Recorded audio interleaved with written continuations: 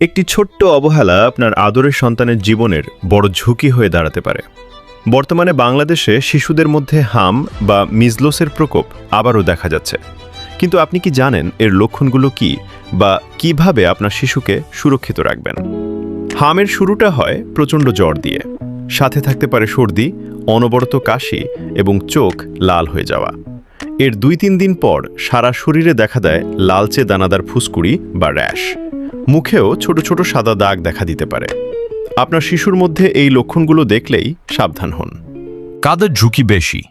এটি একটি অত্যন্ত সংক্রামক ভাইরাসজনিত রোগ যা বাতাসের মাধ্যমে দ্রুত ছড়ায়।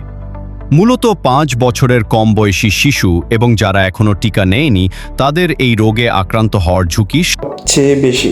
বিশেষ করে অপুষ্টিতে ভোগা শিশুদের ক্ষেত্রে এটি মারাত্মক আকার ধারণ করতে পারে। করণীয়: লক্ষণ দেখা দিলে শিশুকে আলাদা করে রাখুন এবং প্রচুর পরিমাণে তরল খাবার ও পুষ্টিকর খাবার দিন। চিকিৎসকের পরামর্শ ছাড়া কোনো ওষুধ খাওয়াবেন না। মনে রাখবেন, সময় মতো ব্যবস্থা না নিলে হাম থেকে নিউমোনিয়া বা চোখের সমস্যা হতে পারে।